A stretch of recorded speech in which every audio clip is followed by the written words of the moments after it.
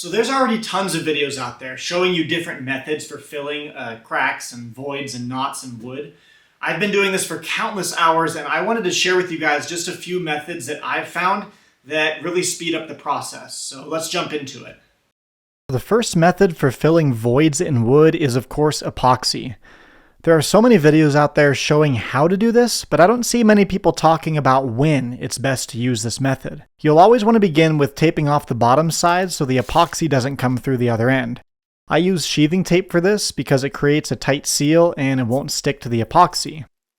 Knots on the edge of the board can be challenging, but nothing a little creative taping can't fix. And please try not to be jealous of how clean that cut was.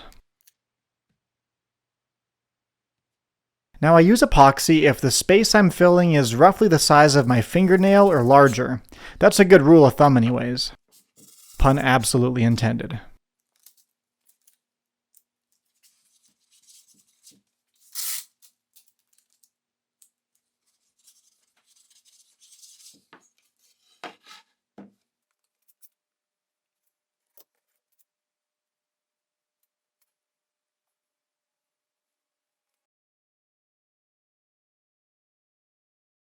The other reason I'll use epoxy is if the crack or void poses a structural issue to the board, like a large crack that I'm worried about becoming larger.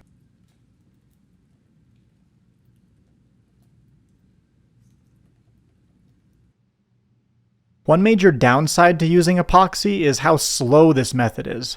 Even with a fast hardener, you'll be waiting a minimum of 24 hours before you can work on the piece. This is why I only use epoxy for larger issues or if structure is a concern.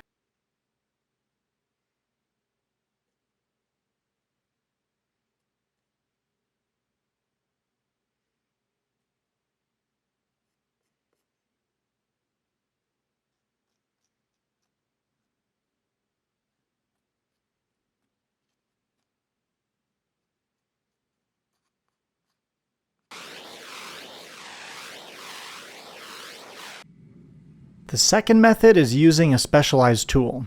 This is a knot filling system by a company called Raingate, and it's awesome. I've put this thing through hundreds of hours of use and it still works like the day I got it.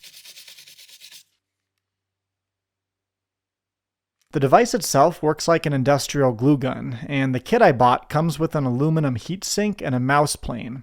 You simply fill the void, press the heatsink down for a few seconds, and then plane away the excess. This next clip is in real time. I haven't sped it up or removed any part of the clip, so you can get an idea on how fast this thing works.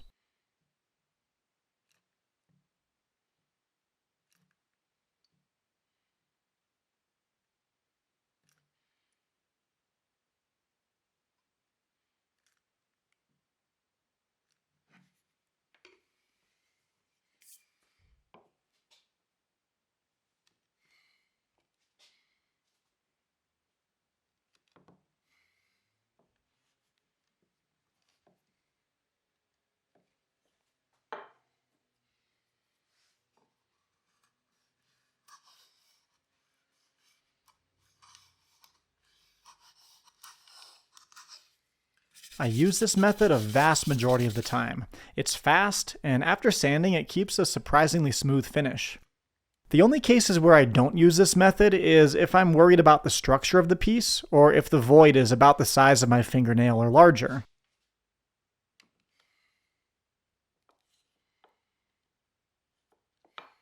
The downsides of this method would be that this tool costs a couple $100, and it doesn't provide any structural support to the piece. The final method is CA glue.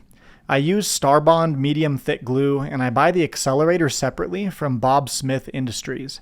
I bought a few cheap Mr. bottles, and I just refill that whenever I need to. It's much cheaper this way, and it seems to result in less bubbles. The only case where I'll use this method is if I have an annoying crack on the edge of a board. This is really too small for me to bother with epoxy, but it does need some structural support so it doesn't get any larger. I've had a lot of success with this method. The glue provides some structural support, and for something this small, it works just fine. I like to give the glue a chance to seep into the crack, and then I'll top it off and spray it again.